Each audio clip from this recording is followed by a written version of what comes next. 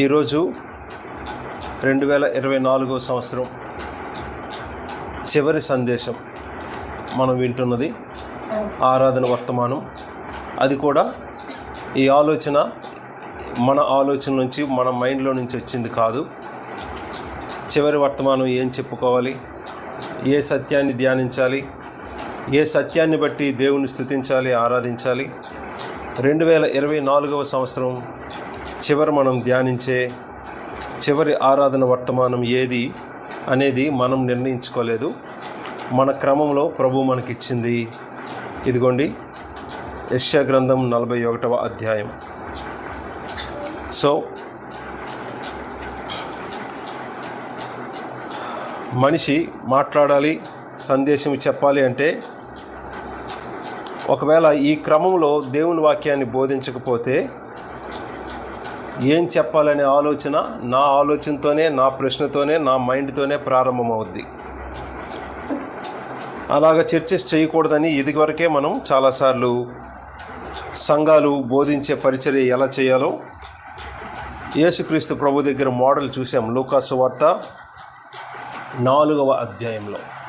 ఇప్పుడు అవి చూడం, ఇదివరకే మనం చాలాసార్లు చూసాం.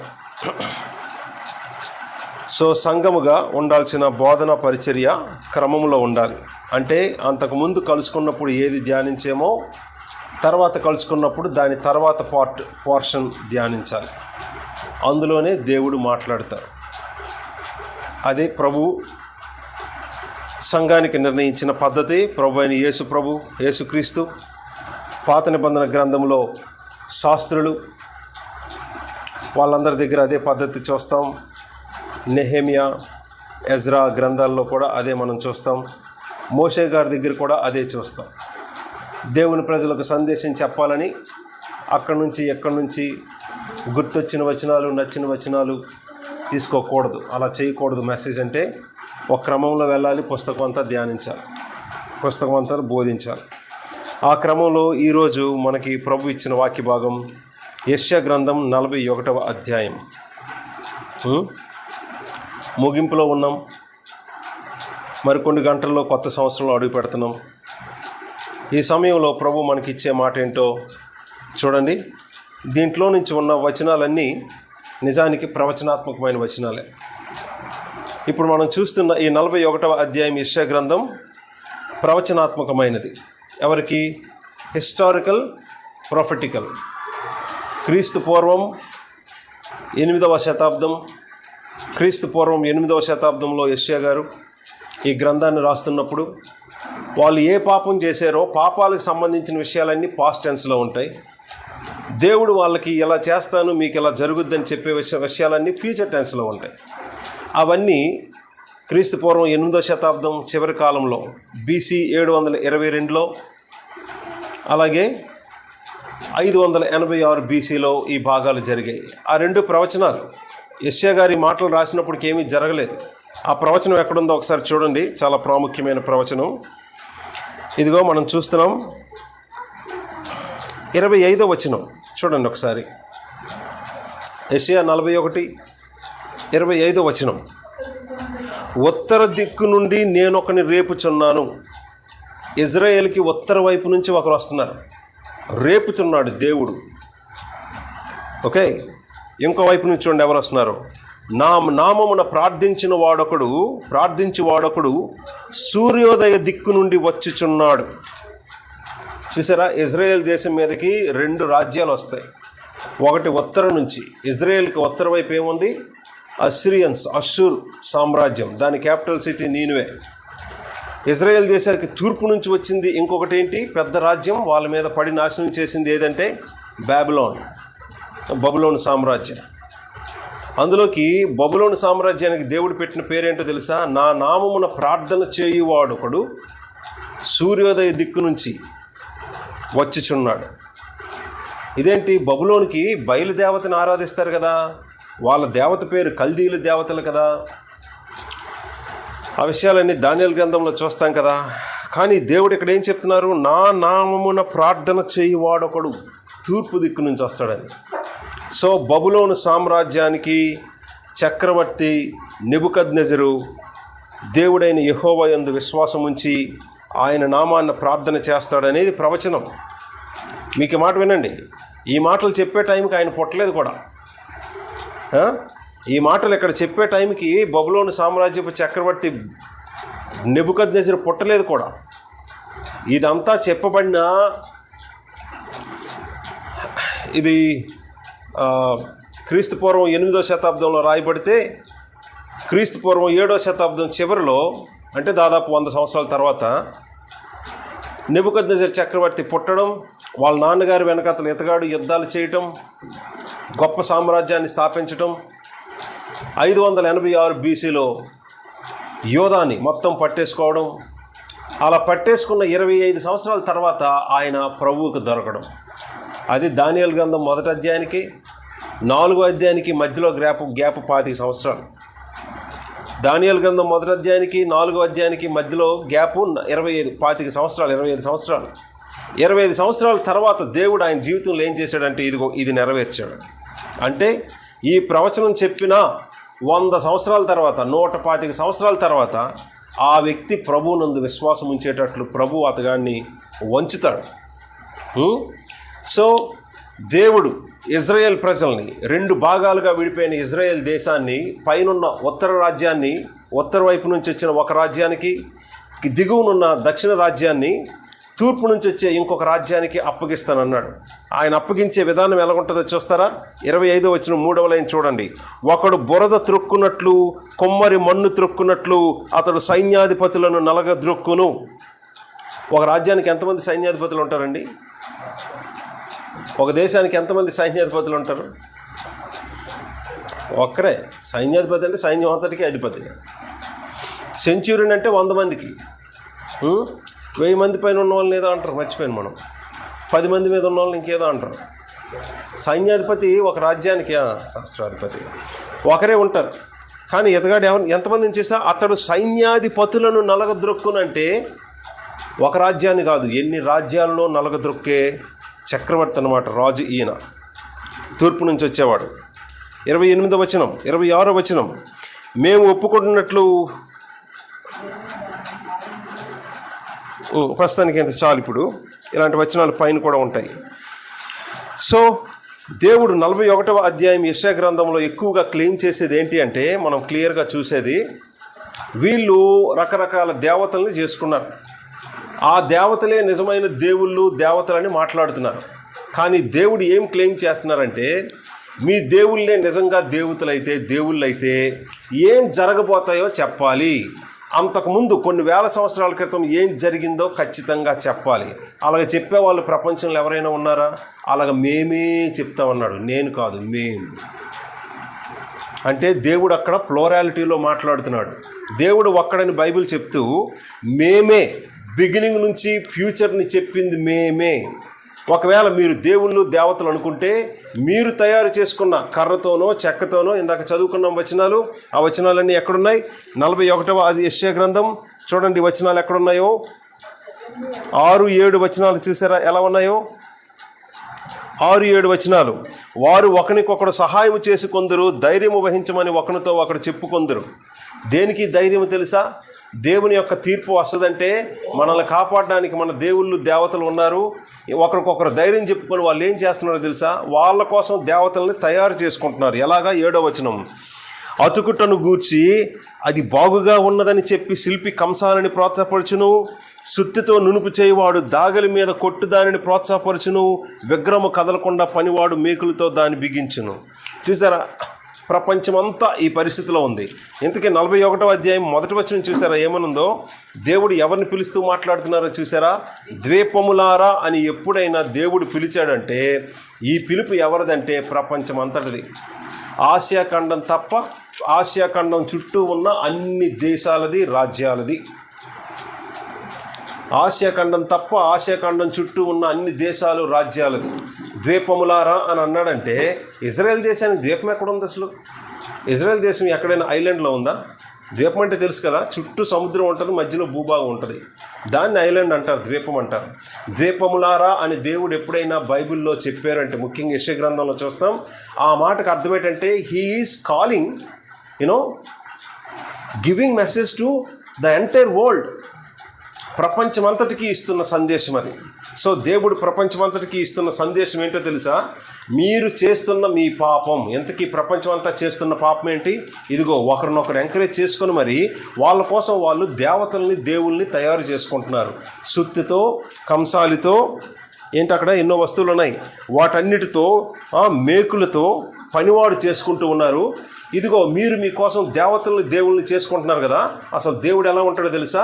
ఇదిగో మొదటి నుంచి జరిగిందంతా చెప్పిన వాడెవరు, ఫ్యూచర్ జరిగిందంతా చెప్పిన వాడెవరు. ఒకవేళ మీ దేవతలు ఎవరైనా చెప్తే మీరు దేవుళ్ళని మేము ఒప్పుకుంటామని దేవుడు అన్న ఒక విచిత్రమైన వచనం చూస్తారా? చూడండి ఎక్కడుందో దేవుడు ఆ మాట చెప్పిన మాట చూడండి. ఏముంది? 21 నుంచి చదువుకుందాం. వ్యాజ్యమాడుడని యెహోవా అనుచున్నాడు, మీ రుజువు చూపించడని యాకోబు రాజు చెప్పుచున్నాడు. దేవుడైన యెహోవాకు పేరు, రెండో పేరు ఏమిచ్చారు? యాకోబు రాజు. సాధారణంగా డేవిడ్ రాజు అని పేరు పెట్టుకుంటారు. జేకబ్ రాజు అనే పేరు చాలా తక్కువ సార్లు చూస్తాం, చాలా కొద్ది మందికి కనిపిస్తుంది. ఎందుకంటే యాకోబు రాజు ఎక్కడయ్యాడు? డేవిడ్ అయితే రాజు అయ్యాడు, సౌలు రాజు అయ్యాడు, సాల్మన్ రాజు అయ్యాడు, ఇలాగ మనకు అందరికీ తెలుసు. కానీ యాకోబు ఎప్పుడు రాజు అయ్యాడు? కానీ యాకోబు రాజు అంటే యాకోబుకు రాజు. ఎవరు అంటే యాకోబు అంటే ఇజ్రాయెల్ దేశానికి రాజు ఎవరంటే యెహోవా. ప్యారలలిజంలో పైనున్న లైన్కి క్రిందన్న పేరుకి ఆ రెండు నౌన్స్ చూస్తే దేవుడైన యెహోవాకి ఇంకొక పేరు యాకోబు రాజు. అంటే ఇశ్రాయేలు దేశానికి దేవుడైన యెహోవా మీతో వ్యాజ్యం ఆడుతున్నాడు. వ్యాజ్యం. ఎంతకీ వ్యాజ్యం దేని గురించే తెలుసా? మీరు దేవుడని నేను ఒప్పుకుంటాను. ఎప్పుడో తెలుసా? మీరు ప్రపంచంలో ఒకప్పుడు ఏం జరిగిందో, ఫ్యూచర్లో ఏం జరుగుద్దో మీరు చెప్పాలి. మీరు ఎప్పుడైనా చెప్పారా? కానీ మొదటి నుంచి జరుగుతున్నది చెప్పింది మేమే, నేను కాదు. మేమే అన్నాడు, తర్వాత నేనే అన్నాడు. అలాంటి విచిత్రమైన ఆర్గ్యుమెంట్ చూడండి. ఇప్పుడు 22వ వచనం. జరగబో వాటిని విశదపరిచి మా ఎదుట తెలియజెప్పుడి, పూర్వమైన వాటిని విశదపరచుడి. పూర్వమైన వాటిని, ఇదిగో ఫ్యూచర్ కాదు, ఈవెన్ పాస్ట్ కూడా చెప్పమంటున్నాడు. పూర్వమైన వాటిని అంటే పూర్వం జరిగిన వాటిని కూడా మాకు విశదపరిచి చెప్పండి అంటే, చూసారా, ఈ దేవతలు ఈ ప్రపంచంలో వాళ్ళ కోసం తయారు చేసుకున్న దేవతలు ఫ్యూచర్ చెప్పలేవు. ఫ్యూచర్ ఎందుకు? పూర్వం జరిగింది చెప్పమంటున్నాడు. ఛాలెంజ్ చూడండి. God is challenging all the false God of the world. ప్రపంచంలో ఉన్న ఫాల్స్ గాడ్స్ని దేవుడు ఛాలెంజ్ చేస్తున్నాడు. నేను ఫ్యూచర్ చెప్తాను, చేతనైతే చెప్పండి. పోనీ ఫ్యూచర్ అక్కర్లేదు, పోనీ పాస్ట్ జరిగింది చెప్పండి, పూర్వం ఏం జరిగిందో చెప్పండి. ఇదిగో పాస్ట్ కానీ ఫ్యూచర్ కానీ ప్రపంచానికి చెప్పలేనివాడు, దైవత్వము లేనివాడు అని దేవుడు ఈ 41వ అధ్యాయంలో ప్రత్యేకంగా ప్రవచనాత్మకమైన సందేశాన్నే దైవత్వానికి ప్రధానమైన ఆధారం అని 41వ అధ్యాయం ఆయన ఆర్గ్యుమెంట్. కాకపోతే ఈ విగ్రహాలను తయారు చేయడం గురించి మొదటి భాగంలో చెప్పాడు, మళ్ళీ చివరి భాగంకి వచ్చినప్పుడు కూడా విగ్రహాల గురించి మాట్లాడుతూ ఆయన అంటున్న మాట చూడండి. 22వ వచనం ఏమన్నాడో, మేము ఆలోచించి వాటి ఫలమును తెలుసుకున్నట్లు వాటిని మాకు తెలియజెప్పుడి. చూసారా, ఫ్యూచర్ కానీ పాస్ట్ కానీ, పాస్ట్లో అలా జరిగింది కాబట్టే ఇప్పుడు ఇలా జరుగుతుంది. ఎక్కడుంది ఆ విషయం? ఆ లైన్లోనే. పాస్ట్లో ఇలా జరిగింది కాబట్టే ఇప్పుడు ఇలా ప్రపంచంలో జరుగుతుంది. ఎక్కడుంది ఆ విషయం? ఇగో ఈ లైనే. మేము ఆలోచించి వాటి ఫలమును తెలుసుకొనున్నట్లు వాటిని మాకు తెలియజెప్పుడు. ఫలం అంటే ఏంటి? రిజల్ట్. అప్పుడు అది జరిగింది కాబట్టే దానికి రిజల్ట్గా ఇప్పుడు ఇది జరుగుతుంది అని మేము ఆలోచించి అర్థం చేసుకోవడానికి మీరు మాకు వివరించి చెప్పండి అని అంటున్నాడు. సో ఇలా చెప్తే ఎందుకెంతకీ దేవుడు చెప్పమంటున్నాడంటే, లేని ఎడల పోని రాగల వాటిని మాకు తెలియజెప్పుడి. 23వ వచనం చూడండి. ఇక మీదట రాబోవు సంగతులను తెలియజెప్పుడి, అప్పుడు మీరు దేవతలని మేము ఒప్పుకొందము. చూసారా ఇక్కడ ఆర్గ్యుమెంట్ అంతా దేనికోసం జరుగుతుందో? 41వ అధ్యాయం ఆర్గ్యుమెంట్ అంతా మేమే దేవుళ్ళు, దేవుడు మేమే. మీ దగ్గర దైవత్వం ఉంటే ఇది ఛాలెంజ్ అంతా ఏంటి తెలుసా? పూర్వం జరిగిందైనా చెప్పాలి, ఫ్యూచర్ ప్రపంచం యొక్క ఫ్యూచర్ అయినా చెప్పాలి. ఈ రెండు మీరు చెప్పలేనప్పుడు మీ దగ్గర దైవత్వం లేదు. ఇక్కడ దేవతలను ఉంది కదా తెలుగు బైబిల్లో, ఇంగ్లీష్లో చూసుకుంటే గాడ్స్ అనే ఉంటుంది. ఎందుకంటే ఇంగ్లీష్లో గాడెస్ అనే పదం తర్వాత వచ్చింది. అంతకుముందు స్త్రీ దేవుడు అనే మాట లేదు ఇంగ్లీష్ బైబిల్లో, ఇంగ్లీష్ భాషలో తర్వాత వచ్చింది గాడెస్ అనే మాట, కానీ అంతకుముందు లేదు. కాబట్టి ఎక్కడైనా ఇక్కడ దేవతలు అని బైబిల్లో, తెలుగు బైబిల్లో చూస్తే, ఇంగ్లీష్ బైబిల్లో కానీ హెబ్రీ భాషలో కానీ ఏమైనా ఉంటుందంటే గాడ్స్ అనే ఉంటుంది. మీరు దేవుళ్ళని మేము ఒప్పుకుంటాం చెప్పండి అనేది ఆర్గ్యుమెంట్. సో దీన్ని బట్టి ఈ 41వ అధ్యాయంలో ఏం జరుగుతుందో తెలుసా? నిజమైన దేవుడు ఎవరు? అంతే. నిజమైన దేవుడని ఎవరని వ్యాజ్యం పెట్టుకుంటుంది ఎవరో తెలుసండి? ఆ వ్యాజ్యం అంటే ఆర్గ్యుమెంట్, వాదన. నిజమైన దేవుడు ఎవరు అని వ్యాజ్యం పెట్టుకుంటున్న వ్యక్తి ఎవరో తెలుసా? ఇదిగోండి, త్రియేక దేవుడు. ఆ మాట అలా కిందకు వచ్చి చూస్తే ఇదిగోండి ఇక్కడ నేనే అనే మాట మనకు కనిపిస్తుంది. ఎక్కడుంది ఈ ఆర్గ్యుమెంట్? ఇక్కడే కాదులేండి, మొదటి నుంచి ఉంటుంది. ఇదిగోండి మనం చూస్తున్నాం. మొదటి వచనాలు చూడండి ఒకసారి. మొదటి వచనాలు 41 యెషయా గ్రంథం మొదటి నుంచి చూద్దాం. ద్వీపములారా నా ఎదుట మౌనముగా నుండి, జనములారా నూతన బలం పొందుడి. ఈ మాటతో మీరు అర్థం చేసుకోవాల్సిన మొదటి విషయం ఏంటంటే, దేవుడు విచిత్రంగా మనం అనుకోకుండా, ప్లాన్ చేయకుండా 2024 సంవత్సరం చివరి మెసేజ్గా మొదటి వచనం ఏమి ఇచ్చారో చూసారా? నూతన బలము పొందుడి. నూతనత్వం గూర్చి మొదటి వచనంలోనే మాట. నేను అనుకున్నానా ఈరోజు ఈ వాక్య భాగం వస్తుందని? మనకేమైనా తెలుసా? సరిగ్గా నూతన సంవత్సరంలో అడుగు పెట్టడానికి ముందు దేవుడు మన క్రమంలో ఇచ్చిన వాక్య భాగం. శామ్ వింటున్నావా? మొదటి వచనమే నూతనం అనే మాటతో నూతన బలము పొందుడి అనేది ఆజ్ఞ. ఇంతకీ ప్రపంచమంతా నూతన బలం ఎలా పొందుకుంటారు? అది మెసేజ్ ఇప్పుడు. అమ్మా వినండి, మామూలు విషయం కాదు, సాధారణంగా అర్థమయ్యే విషయాలు కాదు.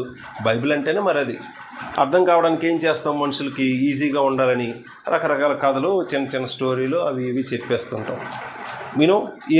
ఇలాంటి పుస్తకం యెషయా గ్రంథం లాంటి అందులోకి 40వ అధ్యాయం నుంచి ఉన్న ఈ అధ్యాయాలు వివరించి చెప్పాలంటే తలప్రాణం ఎక్కడికో వస్తుంది. మీకు తెలిసింది ఆ విషయం. ఎందుకంటే అలాగ బైబిల్ వినాలంటే ఖచ్చితంగా బోరింగ్ ఉంటుంది. ఇక్కడున్న ప్రతిదానికి ఉదాహరణ చెప్పడం అంత సులభం కాదు. ఎందుకంటే అది ప్రవచనాత్మక రెవల్యూషన్కి ఉదాహరణలు ఎక్కడ దొరుకుతాయి? సో హిస్టారిసిటీతో చెప్పుకోవాల్సి వస్తుంది. అలాంటి వాటి కోసం మనకు కరెక్ట్గా 9:30 అవుతున్నది మన ప్రేయర్ టైం. విన్నారు కదా మీరు మాట? సో ఇప్పుడు మనం చూస్తున్నది యెషయా గ్రంథం 41వ అధ్యాయం ప్రారంభపు మొదటి వచనమే నూతన బలం పొందుకొనుడని దేవుడైన యెహోవా ప్రపంచానికి ఇస్తున్న సందేశం. ఇంతకీ నూతన బలం ఎలాగ ప్రపంచం అంతా పొందుకుంటుందంటే ఆయన ఇస్తున్న మాటలు చూడండి. ఇప్పుడు మీరు చూడండి. వారు నా సన్నిధికి వచ్చి మాటలాడవలెను. ఎవరు? మనం ఇంకా మొదటి వచనంలోనే ఉన్నాం. ద్వీపములారా నా ఎదుట మౌనముగా ఉండుడి, జనములారా నూతన బలము పొందుడి, వారు నా సన్నిధికి వచ్చి మాటలాడవలెను. ఈ మాట భారతదేశస్తులు విన్నారనుకోండి, అరే ఇజ్రాయెల్ ఎంత దేశం, భారతదేశం అంత దేశం, మనమందరం అక్కడికి వెళ్ళి ఆయన దగ్గర ప్రార్థన చేయాలంట. మాకెంతమంది ఉన్నారు తెలుసా? దేవుళ్ళు ఎంతోమంది ఉన్నారు. మేము అక్కడికి వెళ్ళడం ఏంటి? ఆయన శరణం చేర్చడం, ఆయనతో సెటిల్ చేసుకోవడం ఏంటి? ఆ మాటలు చూసారు ఎలా ఉన్నాయో. మౌనముగా నా ఎదుట మౌనముగా ఉండుడి. అసలు నీ ఎదుటికి రావాల్సిన అవసరం మాకేంది? నీ దగ్గర భయంగా జాగ్రత్తగా మౌనంగా ఉండాల్సిన అవసరం మాకేంటి? నువ్వా ఇంత దేశం, ఇంత దేశానికి దేవుడు అంటే నువ్వు చిన్న దేవుడివి. మేమా చాలా పెద్ద దేశం, మాకు ఎంతోమంది దేవుళ్ళు ఉన్నారు. మేము నీ దగ్గర మౌనంగా ఉండడం ఏంటి? నీ దగ్గరకు వచ్చి మాట్లాడడం ఏంటి? నువ్వు చెప్పావు కాబట్టి మేము బలం పొందుకోవడం ఏంటని ఎవరైనా తిరిగి వాదిస్తారు. కానీ ప్రపంచమంతటికీ తీర్పు తీర్చి దేవుడైన యెహోవా అని ఆయన ఇక్కడ మాట్లాడుతున్నాడు. ఎలాగా? ఇప్పుడు చూడండి ఎలాగనో. మీరు నా సన్నిధికి వచ్చి మాట్లాడవలను, వ్యాజ్యము తీర్చుకున్నట్టుకు మనము కూడుకొందము రండి. సో ఇది చూడండి, ప్రపంచంలో ఉన్న దేశాలన్నింటినీ ఏ దేవుడు పిలుస్తున్నాడో తెలుసా? ఇశ్రాయేలు దేశం యొక్క దేవుడు. ఇదిగో ఇశ్రాయేలు దేశం యొక్క దేవుడు ఇస్తున్న పిలుపు ఏంటో తెలుసా? మన వ్యాజ్యము తీర్చుకుందాం అని అంటున్నాడంటే మన మధ్యన గొడవ ఉంది, వైరం ఉంది, శత్రుత్వం ఉంది, డిస్ప్యూట్ ఉంది, దాన్ని సెటిల్ చేసుకుందాం రండి అని పిలుస్తున్నాడు. ఈ మాటతో మీరు అర్థం చేసుకోవాలి, ఇశ్రాయేల్ దేవుడు ప్రపంచ దేశాలన్నింటినీ పిలవడం ఏంటి సార్? విన్నారా? ఇశ్రాయేల్ దేశం యొక్క దేవుడు ప్రపంచ దేశాలన్నింటినీ ఉన్న దేవతల్ని, దేవుల్ని, మనుషుల్ని పిలవడం ఏంటి? ఒకవేళ రాలేదనుకోండి, ఆయనతో వ్యాజ్యము సెటిల్మెంట్ చేసుకోలేదనుకోండి, సమాధాన పడలేదనుకోండి, వాళ్ళందరూ ఏ ప్రమాదంలో ఉన్నారో ఇదిగోండి ఇప్పుడు 3వ వచనం నుంచి చూడండి. మనం చూస్తున్నాం యెషయా గ్రంథం 41వ వచనం. తన ప్రవర్తన అంతటిలో నీతిని జరిగించు వారిని తూర్పు నుండి రేపి పిలిచిన వాడెవడో. తూర్పు దేశం నుంచి ఒకరిని రేపి మరీ తీసుకొని వస్తున్నాడు. తూర్పు నుంచి ఎవరిని తీసుకొని వచ్చాడు? ఒకవేళ వచ్చాడు అనుకో తూర్పు దేశం నుంచి, అతగాడు ఏం చేస్తాడో తర్వాత మాటలు చూస్తే మనకు అర్థమవుతుంది ఆయన ఎవరో. ఆయన అతనికి జనములను అప్పగించుచున్నాడు. అంటే దేవుడు జనములు అనే మాటకు అర్థం ఏంటంటే రాజ్యాలని అప్పగించేస్తున్నాడు. ఎవరో ఒకరు తూర్పు నుంచి వస్తారు, ఆ తూర్పు నుంచి వచ్చే వ్యక్తికి దేవుడు రాజ్యాలను అప్పగించేస్తున్నాడు. ఎంతకీ తూర్పు నుంచి వచ్చిన వాడు వాడేమనుకుంటాడు తెలుసా? మా బయలుదేవుడు నన్ను ఆశీర్వదించి బలపరిస్తే నేను రాజ్యాలను జయించడానికి, ప్రపంచంలో మొత్తం సాధించడానికి వెళ్ళిపోతున్నాను అనుకుంటాడు. కానీ అతగాడికి ఒక 25 సంవత్సరాల తర్వాత తెలిసింది, నన్ను ప్రేరేపించి నాకింత విజయాన్ని, ఇంత గొప్ప రాజ్యాన్ని ఇచ్చినవాడు మా దేవతలు, మా దేవుళ్ళు కాదు, ఇశ్రాయేలు దేవుడైన యెహోవా అన్న విషయం ఆయన సాక్ష్యం ఇస్తాడు. ఎంత అద్భుతమైన విషయమో తెలుసా? ఇది యెషయా గ్రంథంలో చాలాసార్లు కనిపిస్తుంది, రాజు చక్రవర్తి అయిన నెబుకద్నెజరు గురించి. బట్ ఈ విషయాలన్నీ ఆయన ఎప్పుడు ఒప్పుకుంటాడో తెలుసా? దానియేలు గ్రంథం 4వ అధ్యాయం వచ్చినప్పుడు ఒప్పుకుంటాడు. అయ్యి బాబోయ్, మా దేవుళ్ళు దేవతలే గొప్ప అనుకున్నాను, మా దేవుళ్ళు దేవతలు ఆశీర్వదించబట్టి నేను ఇంత గొప్ప విజయం సాధించాను అనుకున్నాను. కానీ నేను సాధించిన ఈ విజయం నా శక్తి సామర్థ్యాలు, జ్ఞానం కాదు, నా దేవతల వల్ల కాదు, ఇశ్రాయేలీల దేవుడే దేవుడని దానియేలు గ్రంథంలో ఆయన స్వహస్తాలతో ఉత్తరం రాయిస్తాడు. ఎవరు? 4వ అధ్యాయం దానియేలు రాయలేదు. 4వ అధ్యాయం రాసింది ఎవరు? చక్రవర్తి మెసేజ్. 4వ అధ్యాయం చక్రవర్తి మెసేజ్. సో ఈ 41వ అధ్యాయం దాదాపుగా జరిగిన తర్వాత 125 సంవత్సరాల తర్వాత ఆ చక్రవర్తి ఇస్తున్న సాక్ష్యాన్ని బట్టి మరొక దగ్గర మనం చూస్తాం, ఇదే యెషయా గ్రంథంలో, నేనెవరో అతనికి నన్ను ఎరగకపోయినా నేను బిరుదులు ఇచ్చి తిని అంటాడు. అంటే ఆ మాట మీకు అర్థమైందా? దేవుడైన యెహోవా ఎవరో తెలియకపోయినా నేను అతనికి బిరుదులు ఇచ్చాను అని అంటాడు. అంటే ఒకనొక టైంకి తెలీదు, నా శక్తి సామర్థ్యంతో నేను ఇదంతా సాధించాను అనుకున్నాడు. కానీ తర్వాత తెలిసింది, ఇదంతా ఇశ్రాయేలు దేవుడైన యెహోవాయే అసలైన దేవుడు, ఆయన నన్ను ప్రేరేపించి నన్ను ఇంత గొప్ప శక్తివంతుడిగా చేస్తే ఇన్ని గొప్ప రాజ్యాలను నేను జయించాను, కలిపేసుకొని ఒక సుస్థిరమైన సామ్రాజ్యాన్ని స్థాపించానని అప్పుడు బుద్ధొచ్చి దేవునికి ఇవ్వాల్సిన మహిమని ఇచ్చాడు. కానీ అంతవరకు ఆయనలోనే అతిశయించాడు, ఆయనలోనే గర్వించాడు. కానీ ఇక్కడున్న ప్రతి మాట కూడా దేనికోసం, నేను స్ట్రైట్ చదువుతున్నా చూడండి, ఆ 2-3 వచనాలు. తన ప్రవర్తన అంతటిలో నీతిని జరిగించు వారిని తూర్పు నుండి రేపి పిలిచిన వాడెవడు? ఆయన అతనికి జనములను అప్పగించుచున్నాడు, రాజులను రోపరుచుచున్నాడు, ధూళి వలె వారిని అతని ఖడ్గమునకు అప్పగించుచున్నాడు, ఎగిరిపోవు పొట్టు వలె అతనిని వింటికి వారిని అప్పగించుచున్నాడు. విన్నారా? అతని వింటికి అంటే విల్లు, బాణం, దానికి అప్పగించుచున్నాడు. అతడు వారిని తరుముచున్నాడు, తాను ఇంతకు ముందు వెళ్ళని త్రోవనే సురక్షితముగా దాటిపోవచ్చున్నాడు. ఎవడు దీన్ని ఆలోచించి జరిగించెను? ఆది నుండి మానవ వంశములను పిలిచిన వాడినైన యెహోవాను నేనే. చూసారా? ఇంతవరకు మనం చూసిన ఈ వచనాలన్నిట్లో దేవుడైన యెహోవా ఏం మాట్లాడుతున్నారంటే, ప్రపంచాన్ని బిగినింగ్ నుంచి తీర్పు తీరుస్తున్న దేవుడిని నేనే, ఇలా తీర్పు తీరుస్తానని మొదటి నుంచి మెసేజ్ పంపిస్తున్నవాడు నేనే. మీరు ఇప్పుడు ఆ తర్వాత వచనాలు చదువుకోవాలి, 6-7 వచనాలు. మీరు మీకోసం కంసాలని పిలిపించుకొని దాగులతోని, సుత్తితోని, రంపంతోని పని చేసుకొని దేవతలను తయారు చేసుకుంటున్నారు కదా.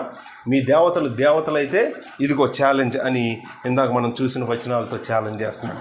ఒకవేళ మీ దగ్గర దైవత్వం ఉంటే, మీ దగ్గర ఉన్నది దేవుళ్ళు అయితే, పాస్ట్లో జరిగిందైనా చెప్పమనండి, ఫ్యూచర్లో జరగబోయేదైనా చెప్పండి. బిగినింగ్ నుంచి యెరూషలేముకి సేవకుడిని పంపించి మరి మెసేజ్ చెప్పింది మేమే. 27వ వచనం చూసారా? ప్రపంచానికి ఆయన మెసేజ్ ఎక్కడ పంపించాడో తెలుసా? మీకు అర్థమవుతుందా?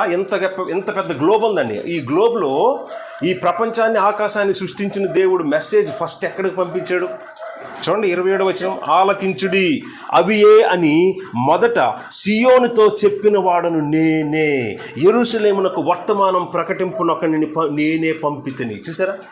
ఈ మాట అర్థమేంటో తెలుసండి? ఇజ్రాయెల్ దేశానికి నేను మెసేజ్ ఇచ్చాను, అక్కడ నుంచే ప్రపంచం అంతటికి మెసేజ్ రావాలి. అది మీకు అర్థమైందా? ఏం చెప్పుకుంటున్నాం మనం ఇంతవరకు?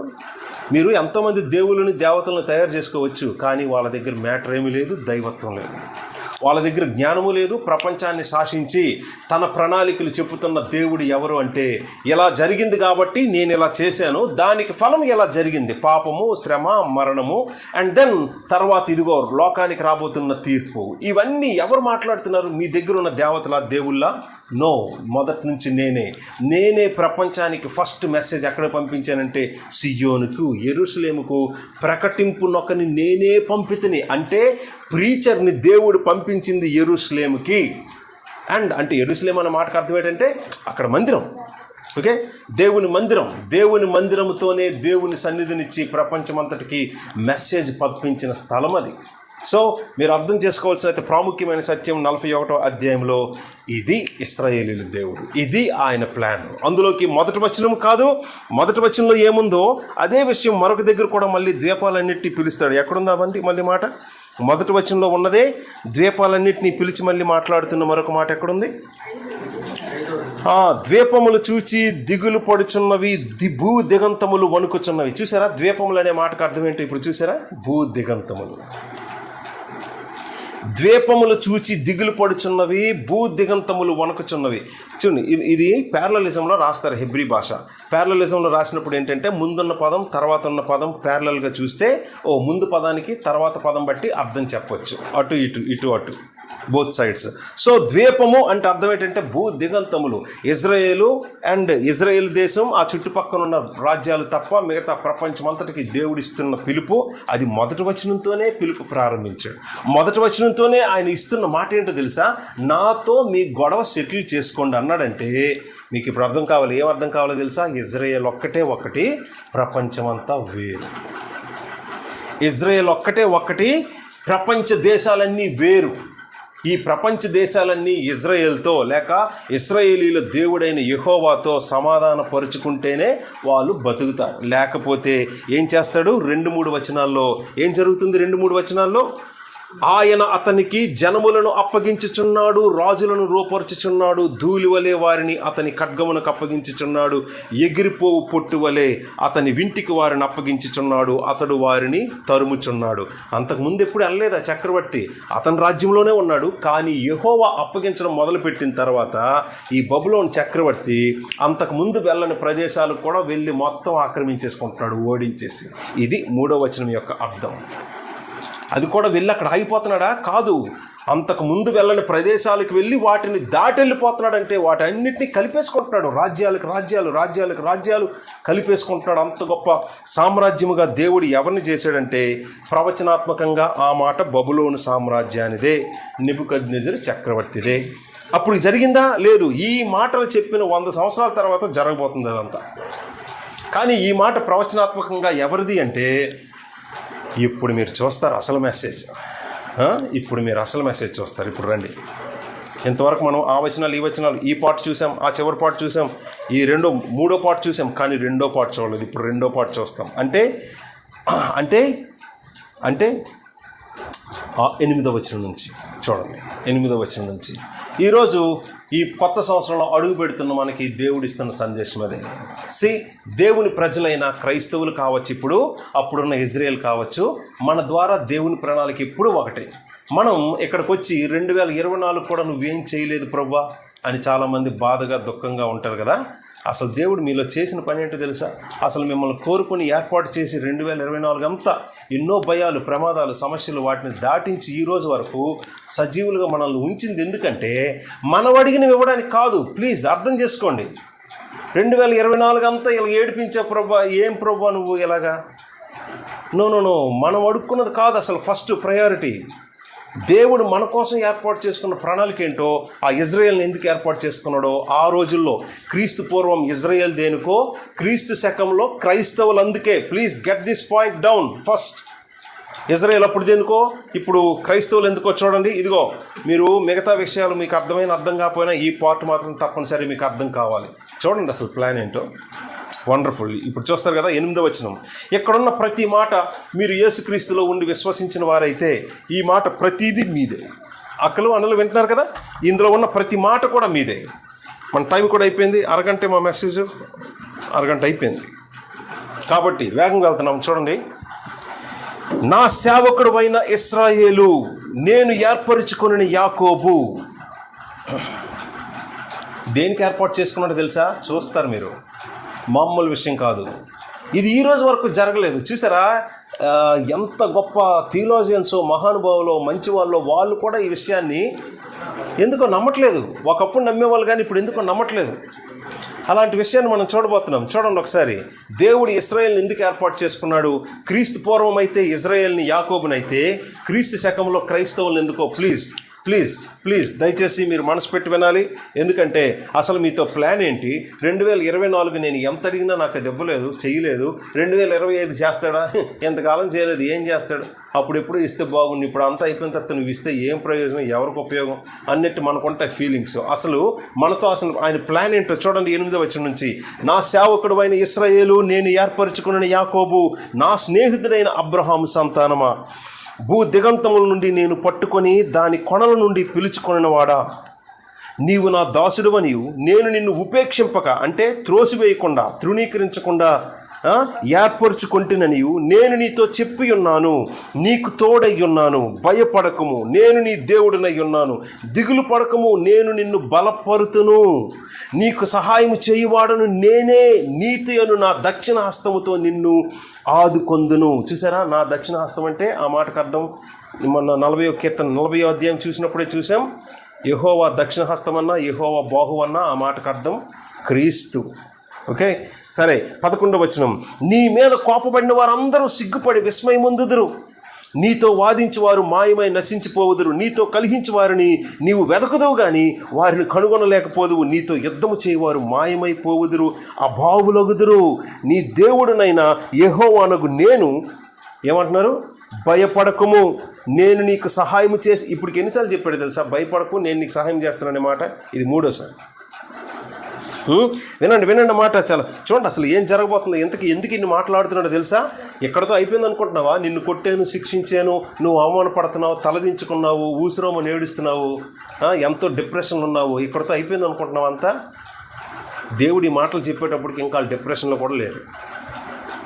దేవుడి మాటలు చెప్పేసరికి దేవుడు కొడతానన్న దెబ్బ కూడా వాళ్ళ మీద పడలేదు. ఈ మాటలన్నీ చెప్పినప్పటికి వాళ్ళకి ఏం లేదు, వాళ్ళు చాలా కేర్లెస్గా ఉన్నారు. అప్పుడు వాళ్ళకి దెబ్బొచ్చి పడింది నెబుకద్నెజరుతో, అటు నుంచి అశ్షూరు చెరతో. ఆ తర్వాత వాళ్ళు ఈ దుఃఖంలోకి వెళ్ళారు. ఏం దుఃఖం? ఇదిగో ఈ దుఃఖం.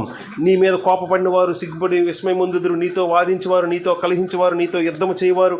ఇవన్నీ ఇంకా జరగలేదు, తర్వాత జరుగుతాయి. జరిగిన తర్వాత వీళ్ళ పరిస్థితి అట్టర్ డిప్రెషన్, జీరో. మొత్తం అంతా కోల్పోయి అడ్రస్ లేని వారుగా ప్రపంచం అంతా చెదిరిపోతారు, దిక్కు లేని వాళ్ళగా చెదిరిపోతారు. అలాంటప్పుడు వీళ్ళు జ్ఞాపకం చేసుకోవాల్సిన మెసేజ్ ఏంటో తెలుసండి.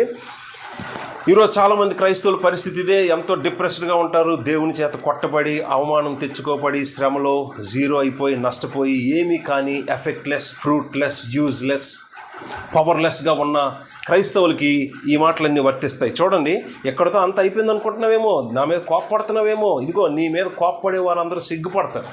ఎందుకంటే నీతో ప్లాన్ ఏంటో తెలుసా? చూడండి మళ్ళీ మాట చదువుతున్న 11 నుంచి, నీ మీద కోప్పడిన వారందరూ సిగ్గుపడి విస్మయమొందుదురు. నీతో వాదించువారు మాయమై నశించుదురు. నీతో కలిహించు వారు నువ్వు వెదుగుతావు కానీ వాళ్ళని దొరకరు, నీకు ఎక్కడ కనిపించరు, కనుగొనలేవు. నీతో యుద్ధము చేయవారు మాయమైపోవుదురు, అభావులగుదురు. నీ దేవుడునైన యెహోవానగు నేను చెప్తున్నా నీతో, ఏంటది?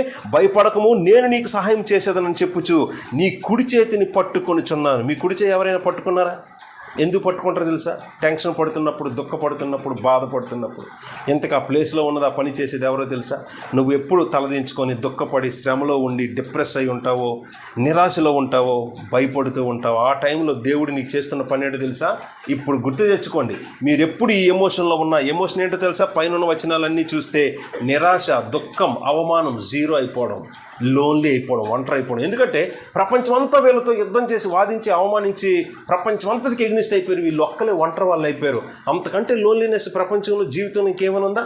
అలాంటి పరిస్థితుల్లో కూడా నువ్వు అట్టర్ డిప్రెషన్లో ఉన్నప్పుడు, ఒంటరి వాడి అయిపోయినప్పుడు, చెప్పలేనంత భయం పడే పరిస్థితిలో ఉన్నప్పుడు నీకెవ్వరూ సహాయం లేదు.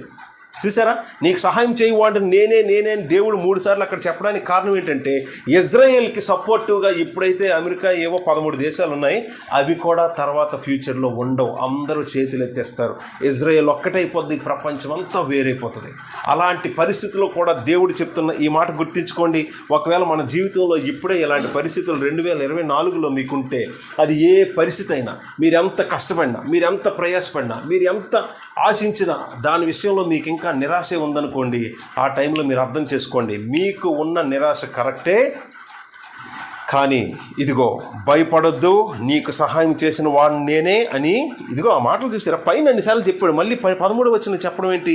నీ దేవుణ్ణైన యెహోవానగు నేను గ్యాప్ ఇచ్చి అంటున్నాడు, భయపడకము, నేను నీకు సహాయం చేసేదనని చెప్పుచు నీ కుడి చేతిని పట్టుకొనిచున్నాను.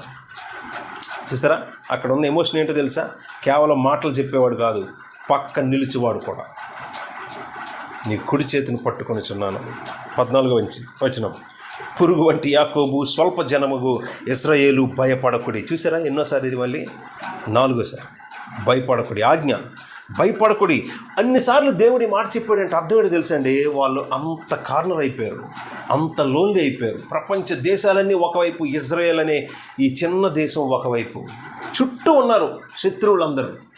భయపడకుండా ఎలా ఉంటారు? ఈ మాట దేవుడు అన్నిసార్లు చెప్పాడంటే వాళ్ళతో ఎలాంటి ప్లాన్ వేసుకున్నాడో తెలుసా? ఇప్పుడు చూస్తారు మీరు. ఎందుకు ఇన్నిసార్లు ఇజ్రాయేల్తో ఈ మాట చెప్తున్నాడంటే వాళ్ళతో దేవుడు వేసుకున్న ప్లానే ఇది. క్రైస్తవులు చాలా ఎంతో కష్టపడి ఒక మంచి గవర్నమెంట్ ఉద్యోగం సంపాదిస్తే అమ్మయ్య అని రిలాక్సింగ్గా, హ్యాపీగా, సెక్యూర్గా బతికి వచ్చి అనుకుంటున్నారు. సార్, మీ సెక్యూరిటీ, ఈ మాట అంటే బాగోదేమో కానీ నిజం ఇది. ఉద్యోగంలోనో, ఆస్తిపాస్తుల్లోనో, ఇంకెవరిలోనో మనకి వెన్నుదన్నుగా ఉన్నవారిలో సెక్యూరిటీని మనం పొందుకోవడం, అది మనకి ఒక రకంగా పాపమేమో. ఎందుకంటే మన మిషన్ చూసారా ఏంటో? మీకు సెక్యూరిటీ లేదు. నిజానికి ప్రపంచమంతా వేరు, మీరు వేరు. ప్రపంచమంతటికి మీరెవరో తెలుసా? మీరుండడం ప్రపంచానికి కంపరం, మీరుండడం ప్రపంచానికి భయం, మీరంటే ప్రపంచానికి అసహ్యం. ఈ మాటలన్నీ ఎక్కడి నుంచి వచ్చాయి? ఆదికాండం 3:15 నీకును స్త్రీకిని, నీ సంతానానికి, ఆమె సంతానానికి వైరము కలుగజేస్తాను. ఆ స్త్రీ ఎవరంటే ఇజ్రాయేల్. ఆ స్త్రీ సంతానం ఎవరంటే క్రీస్తు. ఓల్డ్ టెస్ట్మెంట్లో అయితే స్త్రీ అండ్ స్త్రీ సంతానం. ఆ క్రీస్తు ఎవరి కొరకు ప్రాణం పెట్టాడో వాళ్ళందరూ కవర్ అవుతారు. అంటే క్రైస్తవులందరూ. స్త్రీ అండ్ స్త్రీ సంతానం క్రీస్తు అయితే, క్రీస్తులో ఉన్న మనం అందరం అక్కడే ఉన్నాం. ప్రపంచం అంతటికి వినండి, ప్రపంచ రాజ్యాలు, దేశాలు, చక్రవర్తులు అన్నిటికీ ఎగ్నెస్ట్ శత్రువు ఎవరంటే ఇజ్రాయేల్ నుంచి వచ్చిన స్త్రీ యొక్క సంతానమైన క్రీస్తు. ఆ క్రీస్తులో ఉన్న ప్రతి వ్యక్తి ఎప్పుడూ ప్రపంచానికి థ్రెట్టే. కాబట్టి ప్రపంచం అంతా ఏం చేస్తా తెలుసా? వాళ్ళని భయపెడుతుంది. కాబట్టి దేవుడు బైబిల్ గ్రంథంలో తన ప్రజలకి 300 ఎన్నిసార్లు భయపడొద్దని చెప్పారు? 65 కాదు, 66. 366 సార్లు భయపడొద్దని దేవుడు గ్రంథంలో రాయించారు. ఎవరికి? తన ప్రజలకి. ఆయన యందు విశ్వాసం ఇచ్చిన వాళ్ళకి. Both old testament and new testament. క్రీస్తు పూర్వం కాలంలో ఉన్న తన ప్రజలకి, క్రీస్తు శకం కాలంలో ఉన్న తన ప్రజలకి బైబిల్ అంతట్లో ఎక్కువ సార్లు చెప్పిన ఆజ్ఞ ఏంటో తెలుసా? వ్యభిచరించొద్దు, అది చేయొద్దు, ఇది చేయొద్దు. ఆ ఆజ్ఞలు ఉన్నాయి, వెరీ సీరియస్, కాదంటం లేదు. కానీ బైబిల్ అంతట్లో ఎక్కువ సార్లు రాయబడిన ఆజ్ఞ భయపడకుడి. డిఫరెంట్ ఫామ్స్ ఉన్నాయి. చింతించకుడి, జడియకుడి, విస్మయమందకుడి. ఇవన్నీ ఒకే సౌండ్, ఒకే మీనింగ్ వచ్చిన మాటలు. ఇన్నిసార్లు దేవుడు ఎందుకు పెట్టాడో తెలుసా? మనం ఉన్న సిచ్యువేషన్ అలాంటిది. మీకు అర్థమవుతుందా? మీరున్న పొజిషన్ అలాంటిది. మీరంటే ప్రపంచంలో ఉన్న రాజ్యాలకి, ప్రజలందరికీ ఎగ్నెస్టే. మనకు అవేవి లేకుండా ఉన్నాం కాబట్టి ఏదో మంచిగా బతకడానికి, సంపాదించుకోవడానికి ప్రభువుని అడుగుతున్నాం. ప్రభు ఇవ్వకపోతే ఫీల్ అయిపోతున్నాం. ఏంటి దేవుడు నాకు ఇంకా ఉద్యోగం ఇవ్వలేదు, దేవుడు నాకేంటి ఇంకా ఇల్లు ఇవ్వలేదు, దేవుడు నాకేంటి అది ఇవ్వలేదు. దీని గురించి మనం ఫీల్ అయిపోతున్నాం. అసలు మీకు అర్థం కావట్లేదు. అసలు మీ ప్లాను, ప్రోగ్రామ్ అది కాదు. ఇప్పుడు చూస్తారు మీరు ప్లాను, ప్రోగ్రామ్ ఏంటో. ఇజ్రాయేల్కి ఎంతో, ఆ ఇజ్రాయేల్ నుంచి వచ్చిన క్రీస్తుకి చెందిన ప్రజలందరికీ ఇదే ప్రోగ్రామ్. క్రీస్తు పూర్వం వాళ్ళు, క్రీస్తు శకం మనం. వినండి, మనం అంటే ఇజ్రాయేల్ లేదంటే ఇజ్రాయేల్కి ఇచ్చిన వాగ్దానం చూడండి, ప్లాన్ చూడండి. ఇప్పుడు మనకు అర్థమవుతుంది. ఇప్పుడు ఎక్కడ వచ్చాం మనం? 14 మళ్ళీ చదువుతున్నాం. పురుగు వంటి యాకోబు స్వల్ప జన్మకు ఇశ్రాయేలు భయపడకుడి, నేను నీకు సహాయం చేయుచున్నాను 4వసారి అని యెహోవా సెలవిచ్చుచున్నాడు. నీ విమోచకుడు ఇశ్రాయేలు పరిశుద్ధ దేవుడే. నిన్ను ఈ మాట ఎందుకు వాడారండి? నీ విమోచకుడు ఇశ్రాయేలు పరిశుద్ధ దేవుడే అని అన్నారంటే, నీ విమోచకుడిని ఎందుకు అన్నారు? ఆయన విమోచకుడు అవ్వాల్సిన పరిస్థితి ఎప్పుడు వస్తుంది? మనం స్వతంత్రంలో ఉంటే ఆయన విమోచకుడు అవ్వాల్సిన పని లేదు. నీ దేవుడు నీకు విమోచకుడు అనే అర్థం వచ్చే మాట అన్నారంటే వాళ్ళు ఎందులో పడిపోతున్నారు? ఎందులోనో బందీలు అయిపోబోతున్నారు. అలా బందీలుగా ఉంటేనే కదా విమోచించడానికి వాళ్ళ దేవుడు విమోచకుడు అవుతాడు. నీ విమోచకుడు నీ ఇశ్రాయేలీయుల దేవుడే అని అన్నారంటే, అరే మేము ఇప్పుడు స్వతంత్రమే కదా, మా రాజ్యంలో మేము ఉన్నాం కదా, మాకు విమోచకుడు ఏంటి? మీరు ఇప్పుడు వెళ్ళబోతున్నారు జైల్లోకి, మీరు ఇప్పుడు ఇంప్రిజన్మెంట్లోకి వెళ్ళబోతున్నారు, శ్రమలోకి వెళ్ళబోతున్నారు. కాబట్టి మిమ్మల్ని విమోచించేవాడు మీ దేవుడే అనే మాట. ఇంతకీ దేవుడు వాళ్ళని శ్రమలో అప్పుడు ఎందుకు పెట్టాడో చూసారా? 15వ వచనం. ఇప్పుడు రావాల్సిన వచనానికి వచ్చాం. ఈ వచనం కోసమే చదువుతున్నాం ఇవన్నీ. చూడాలి 15వ వచనం ఏముంది? 17వ వచనం. కక్కులు పెట్టబడి పదును గల కొత్తదైన నురిపిడి మ్రానుగా నిన్ను నియమించి ఉన్నాను. నీవు పర్వతములను నూర్చుదువు, వాటిని పొడి చేయుదువు, కొండలను పొట్టువలే చేయుదువు. నీవు వాటిని గాలించగా గాలి వాటిని కొనిపోవును, సుడిగాలి వాటిని చెదరగొట్టును. నీవు యెహోవాను బట్టి సంతోషించదు, ఇశ్రాయేలు పరిశుద్ధ దేవుని బట్టి అతిశయపడుదువు. చూడండి, ఈ మాటలన్నీ ఏంటి? ఎవరికి చెప్తున్నాడు ఈ మాటలు? నీవు అనే మాట ఎవరు? 8వ వచనం నుంచి స్టార్ట్ అయింది. నా సేవకుడు అయిన ఇశ్రాయేలు, నేను ఏర్పరచుకున్న యాకోబు, నా స్నేహితుడైన అబ్రాహాము సంతానమా అని. ఆ నీవు ఎవరంటే ఇజ్రాయేల్. ఆ ఇజ్రాయేల్కి ఈ మాటలన్నీ ఎందుకు చెప్తున్నాడు? భయపడొద్దు, నేను విమోచిస్తాను, నీకు సహాయకుని అవుతాను, నీకు కుడి చేయి పట్టుకుంటాను, నువ్వు అసలు విస్మయం ఉందొద్దు, జడియొద్దు, ఈ మాటలన్నీ చెప్తూ ఎందుకు ఈ మాటలన్నీ చెప్తున్నాడు అంటే, దేవుడు ఇజ్రాయేల్తో వేసుకున్న ప్లాన్ ఏంటో తెలుసా? ప్రపంచంలో ఉన్న రాజ్యాలన్నింటినీ నురుపుడి మాను అంటే ఏంటో తెలుసు కదండి. నూర్పు ఎప్పుడు చూసారా? కళ్ళంలో నూర్పు ఎప్పుడైనా చూసారా? నూర్పు అంటే ఏంటో తెలుసా? నూర్చటం. మా ప్రాంతంలో నూర్పు అంటారు, మరి మీకు తెలుసో లేదో. ధాన్యాన్ని మొత్తం కోసి తీసుకొని వచ్చి ఆ కళ్ళంలో వేసి దాని మీద నూర్పు మానుని ఎద్దులకు కట్టి నడిపిస్తారు. అంటే ఇది నూర్చితే ఏం జరుగుతుందో తెలుసా? ఆ చెట్టు మొక్కలు ఉంటాయే, ఆ మొక్కలకున్న గింజలన్నీ రాలి పడతాయి, పైన గడ్డి మాత్రం ఉంటుంది. ఆ గడ్డేమో వేరేగా తీస్తారు, కిందనున్న గింజలన్నింటినీ కూరుస్తారు. అలాగా మొక్కకున్న గింజల్ని తీయడానికి పైనేమో ఒక పెద్ద గొడ్డని, బరువైన దాన్ని నడిపిస్తారు పశువుతో. అది నూర్పుడు మాను అంటే. ఇంతకీ ఇజ్రాయేల్ ఏంటో తెలుసా? సర్వలోకాన్ని, గొప్ప గొప్ప పర్వతాలను కూడా ఫ్లాట్ చేస్తుంది. చూడండి ఆ మాట ఎంత విచిత్రంగా ఉందో. కక్కులు పెట్టబడి పదును గల కొత్తదైన నురిపుడి మ్రానుగా నిన్ను నియమించి ఉన్నాను. ఇంతకీ నురిపుడి మ్రాను అంటే ఏంటి? దాని మీద నుంచి రోల్ అవుతుంది, రోలర్. దాన్ని ఏమంటారంటే రోలర్ అంటారు. రోడ్ రోలర్ దేనికి? రోడ్డును చదునుగా చేయడానికి, ఎత్తు పల్లాలు లేకుండా ఫ్లాట్గా నున్నగా మంచిగా చేయడానికి రోడ్ రోలర్. అలాగే పండిన పంటలో నుంచి, గడ్డిలో నుంచి, మొక్కలో నుంచి గింజను వేరు చేయడానికి దాని మీద నడిపేదాన్ని నూర్పిడి మాను అన్నారు. ఇంతకీ ఇజ్రాయేలు దేవుడు దేనికి ఇంత ప్రత్యేకంగా ఇన్నిసార్లు మాట్లాడుతున్నాడంటే, నీవు పర్వతములను నూర్చుదువు, వాటిని పొడి చేయుదువు, కొండలను పొట్టువలే చేయుదువు.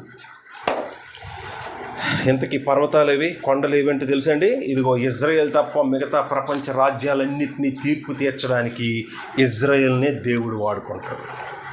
అలాగా ప్రపంచమంతటిని తీర్పు తీర్చాలంటే నీవు నా చేతిలో వాడబడిన తగిన వ్యక్తిగా ఉండాలి. కానీ నీ దగ్గర చూస్తే ఎంతసేపు ప్రపంచంలో ఏ బొమ్మలు, ఏ విగ్రహాలు, ఏ దేవుళ్ళు, దేవతలు ఉన్నారో నీ దగ్గర కూడా అదే విగ్రహారాధన, అదే పాపం. కాబట్టి ముందు నీ మీద ఒక గొడ్డను నడిపించడానికి తూర్పు నుంచి ఒక చక్రవర్తిని, ఉత్తర దిక్కు నుంచి ఇంకొక చక్రవర్తిని ముందు నీ మీదకి నడిపించడానికి తీసుకొచ్చారు. సో 41వ అధ్యాయంలో చూసారా? ఇజ్రాయేల్ మీదకి యెహోవా తీర్పు, ఇజ్రాయేల్ ద్వారా ప్రపంచం మీదకి యెహోవా తీర్పు. ఇది 41వ యెషయా గ్రంథం. ఇందులో ఇంతకీ ఈ సంవత్సరం చివరున్న మనకి దేవుడిస్తున్న సందేశం ఏంటంటే, ఈ సంవత్సరంలో ఏం జరిగింది, ఏం జరగలేదు అనే దాన్ని బట్టి మీ మొహాలు దిగిపోకూడదు, మొహాలు దించుకోకూడదు. ఈ సంవత్సరం ఏం జరిగింది, ఈ రోజు ఏం జరిగింది, ఇప్పుడు వస్తున్న కొత్త సంవత్సరం ఏమిస్తాడు, మీ ఫైనల్ ప్రోగ్రామ్ ఇది. ఒకవేళ మీ దగ్గర ఏవైనా కష్టం, సమస్య ఉందంటే, ఇదిగో మీ మీద నేను ఒక గొడ్డను నడిపించాను కాబట్టి మీరు ఈ దుఃఖంలో ఉన్నారు. మీ మీదకి నేను ఎందుకు ఊరికే ఒక గొడ్డను నడిపిస్తాను? ప్రపంచం అంతా ఏ పాపం చేస్తుందో విగ్రహాలు పెట్టుకొని మీరు అదే పాపం చేశారు కాబట్టి ప్రపంచం మీదకి మీతో తీర్పు తేవాలనుకున్నాను. మీరు దానికి సరిపోయేటట్టు లేరు. ముందు మీ ద్వారా ప్రపంచాన్ని తీర్పు తీర్చడానికి ముందు ప్రపంచం అంతా ఏ పాపం చేస్తుందో మీరు అవే పాపాలు చేస్తున్నారు కాబట్టి వాళ్ళకంటే ముందు తీర్పు నా సొంత ఇంట్లోనే వచ్చింది. అందుకు 2-3 వచనాల నుంచి ఇజ్రాయేల్ మీదకి తీర్పు గురించి మాట్లాడాడు. తర్వాత వచనాలు కూడా దానికే. అరే, నీ ప్రజలన్నావు, నీ పేరు పెట్టావు, మరి మా పితరుడైన అబ్రహాము నీ స్నేహితుడని చెప్పావు, మమ్మల్ని ఎందుకు ఇలా చేస్తున్నావు అంటే, ఇదిగో నీ ద్వారా సర్వలోకాన్ని నూర్చటం లేక చదును చేయడం, తీర్పు తీర్చడం నా ప్రణాళిక. కారణం ఏంటంటే, సర్వలోకము నాకు ఎగ్నిస్ట్గా పాపం చేస్తుంది. ఏ విషయంలో అంటే, విగ్రహాలు పెట్టుకొని. అందుకు నీ ద్వారా నీకు సత్యాన్ని పంపించాను, యెరూషలేముకి సియోనికే సత్యాన్ని పంపించాను, ప్రకటించే వారిని పంపించాను. నువ్వు ప్రపంచానికి తీర్పు మెసేజ్ చెప్పాలి. దేవుడైన యెహోవాతో సమాధాన పడ్డారా? సరే. ఆయన సన్నిధికి మీరు వచ్చారా? సరే. ఆయన దగ్గరకు వచ్చి మీరు మాట్లాడారు. ఈ విషయాలన్నీ ఎక్కడున్నాయి? మొదటి వచనమే మెసేజ్. చూసారా ఒకసారి ఏముందో మొదటి వచనం? మరొకసారి ఇప్పుడు చూడండి. మొదటి వచనం, ద్వీపములారా అనే మాటతోనే దేవుడు ఎవరిని అడ్రస్ చేస్తున్నాడంటే rest of the world from Israel నుంచి ప్రపంచమంతటికి ఆయన ఇస్తున్న పిలుపు.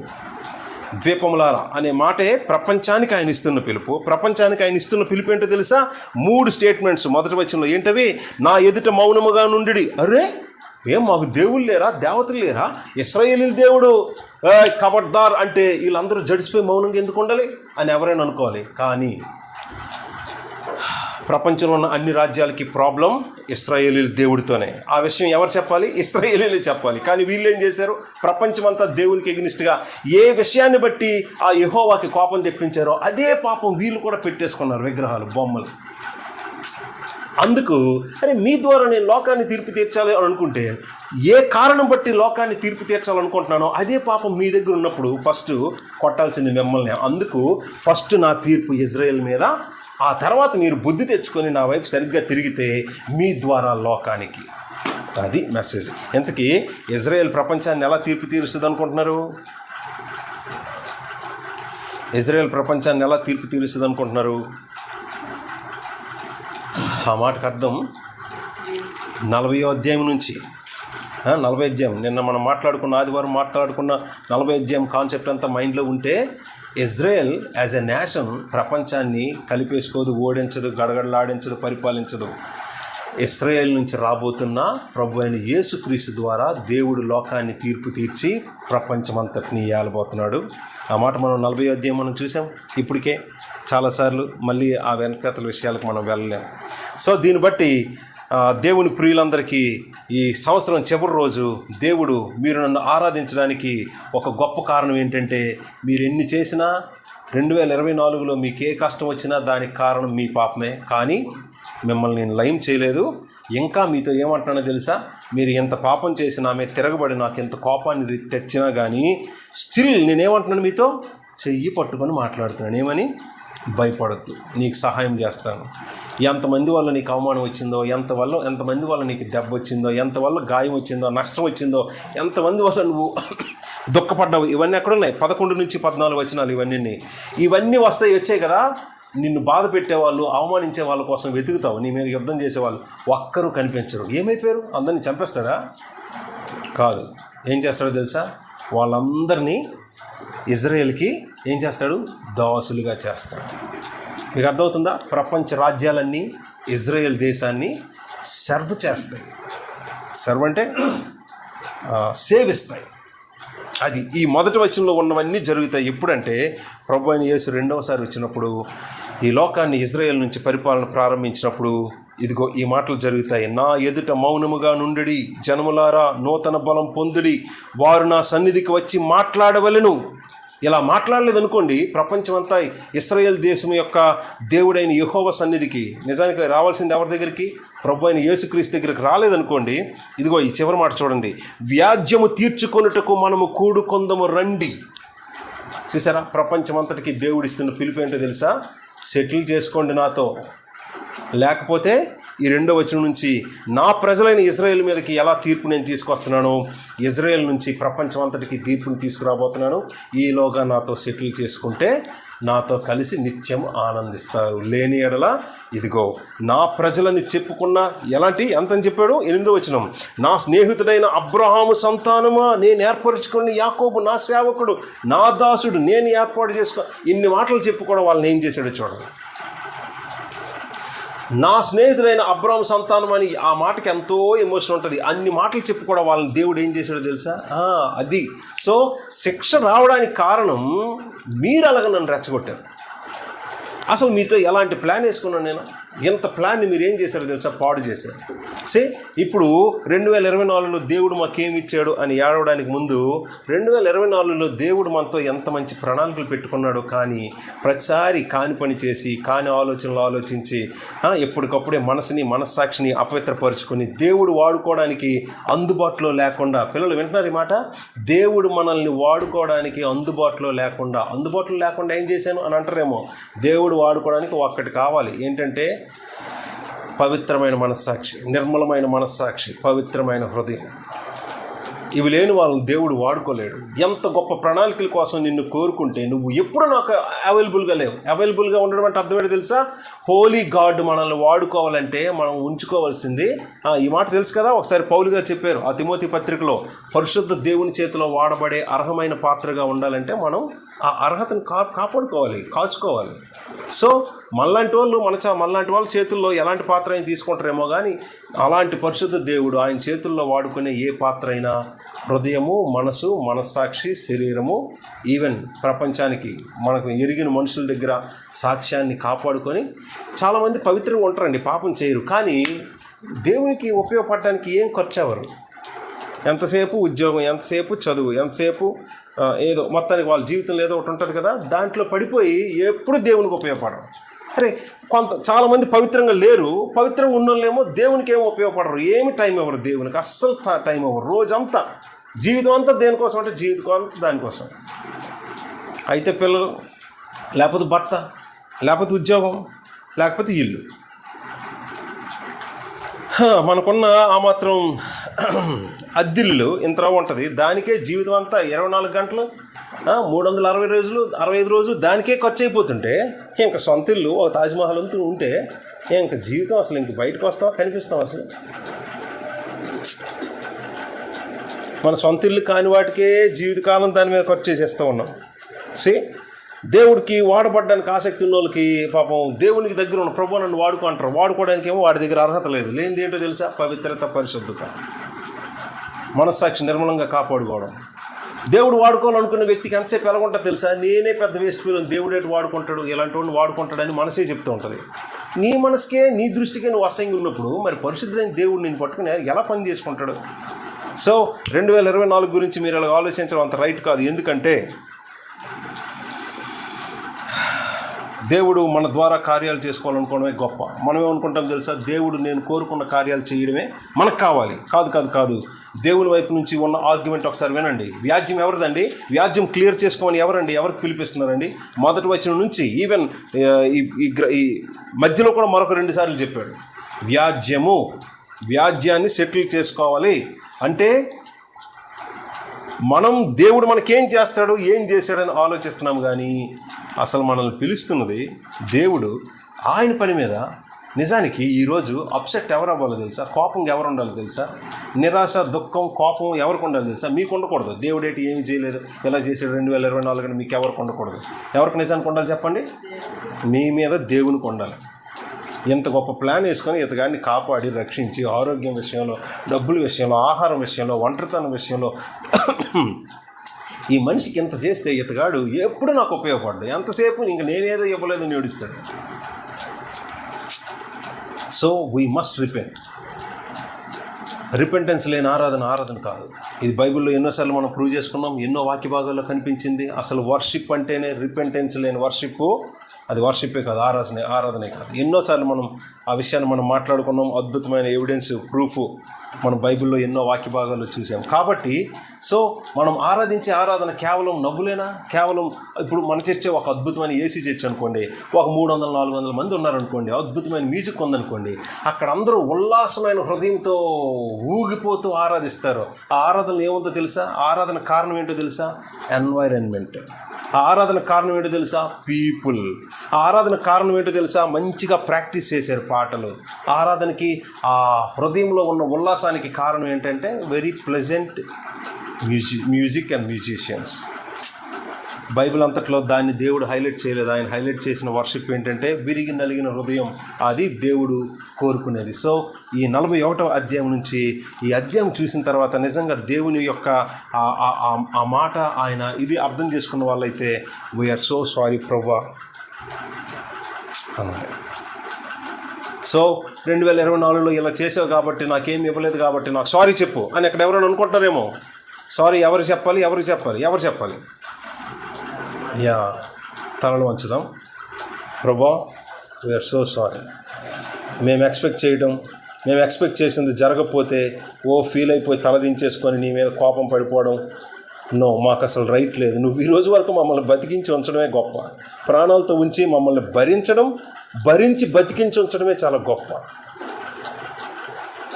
నిజానికి మనం ఎవరూ దేవుణ్ణి సారీ చెప్పమని అడగం, కానీ మన మూడు, మన ఫీలింగ్, మన హృదయంలో దేవుని మీద కంప్లైనింగ్ హార్ట్, స్పిరిట్ ఇవన్నీ ఏం చేస్తున్నాయంటే, ఏంటి ప్రభా, ఏమి ఇచ్చే ప్రభా, ఏం సంతోషంతో పాటలు పాడి ఆరాధించాలి ప్రభా, ఈ మనసు ఎక్కడున్న వాళ్ళకి ఎవరికైనా ఉందంటే, ఇదిగో ప్రపంచవ్యాప్తంగా చర్చిల్లో ఈ టైంలో కూర్చున్న ఏ క్రిస్టియన్స్కైనా ఏం చేసావని ఆరాధించాలి, ఏం చేసావని, ఏం వచ్చిందని సంతోషించాలి అని ఎవరైనా మాట్లాడారంటే మీరు చాలా పాపం చేస్తున్నారు.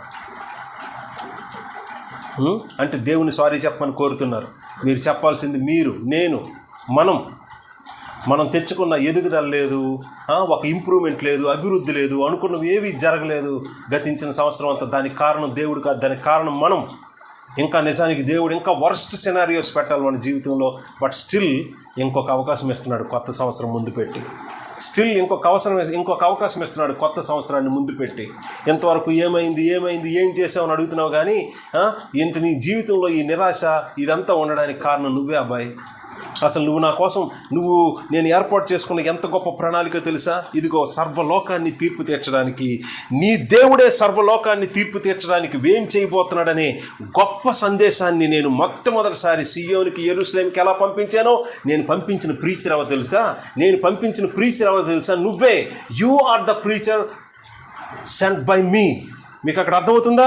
మీరు తర్వాత అయినా చూసుకోండి. 37-27 వచనం, ఆలకించుడి అవియే అని మొదట సియోనుతో చెప్పిన వాడు నేనే, యెరూషలేమునకు వర్తమానం ప్రకటింపునొకడిని నేనే పంపితిని. ఆ మాటకు అర్థం ఏంటో తెలుసా? స్టిల్ ఇదే మెసేజ్ ప్రపంచానికి ఇస్తున్నాడు దేవుడైన యెహోవా. ఇంతకీ ఆ దేవుడైన యెహోవా పంపిన ప్రసంగికుడు ఎవరో తెలుసా ప్రకటించడానికి? నువ్వే. You are the preacher sent by the Lord God Yahweh. దేవుడైన యెహోవా చేత పంపబడిన ఆ ప్రకటించే ప్రీచరు నువ్వే. ప్రపంచానికి మొదటి నుంచి ఏం జరిగిందో, ఏం జరగబట్టి ఇప్పుడు ప్రపంచం ఈ పరిస్థితిలో ఉందో, భవిష్యత్తులో ఏం జరగబోతుందో ప్రకటించే దేవుడు ప్రపంచానికి ఒక్కరే ఉన్నారు. ఆయన ఇశ్రాయేలీయుల పరిశుద్ధ దేవుడైన యెహోవా. ఆ సత్యము నీకు తెలుసు, నువ్వు ప్రకటించడానికే ఉన్నావు. కానీ ఈ పని అయితే భుజానికి ఎత్తుకో, కానీ నీ పని మాత్రం దేవుడు మొత్తం అన్నీ చేసేయాలి, అడిగినవన్నీ చేసేయాలి. We don't have right to ask God. We complain against God. We don't have any point to complain against him. ఆయన మీద మనం కంప్లైంట్ చేయడానికి, ఏంటి ప్రభువా అని అడగడానికి we don't have any point. If we understand the very heart of this message, 41వ అధ్యాయంలో ఉన్న సందేశం చూస్తే, మీరు ప్రపంచానికి పంపబడిన ప్రీచర్స్, ప్రసంగికులు. దేవుని యొక్క సత్యాన్ని బోధించాలి, ప్రకటించాలి. దేవుని యొక్క గొప్ప ఉద్దేశాలకు మీరు ఉపయోగపడాలి. అలాంటిది ఈ లోకంలో సాధారణమైన మనుషులు ఎలా జీవిస్తారో వాళ్ళ యొక్క ఆలోచనలే మనసుకు పెట్టుకొని అవే దేవుడు చేయలేదు అనుకుంటున్నావు. కానీ నువ్వు దేవుడు పని చేస్తే నీకు దేవుడు ఆ పని చేసి పెట్టేవాడు. నువ్వు దేవుని పని చెయ్యు. ప్రభువా నీకు స్తోత్రాలు. ఎంత జరిగినా కానీ సర్వలోకాన్ని తీర్పు తీర్చి దేవుడు నా కుడి చేయి పట్టుకొని, భయపడకు, బాధపడకు, నీకు నేను సహాయం చేస్తాను, జడీకు, ఏం పర్వాలేదని మాట్లాడుతున్నాడంటే ఇప్పుడు మీరేం చెప్పాలండి? ఆయనతో ఏం చెప్పాలి? ఎంత బాధ కలిగించి ఆయన ప్రణాళికలు పాడు చేసి ఆయన నామానికి అవమానం తెచ్చిన ఇజ్రాయేల్తో ఆయన ఏమంటున్నాడు తెలుసా? నా సేవకుడివి, నేను ఏర్పాటు చేసుకున్నా, నా స్నేహితుని కుమారుడు నువ్వు, సంతానం నువ్వు, నీ కుడి చేయి పట్టుకొని చెప్తున్నాను, నువ్వు భయపడద్దు, నీతో భయపడొద్దని చెప్తున్నవాడు ఎవరో తెలుసా?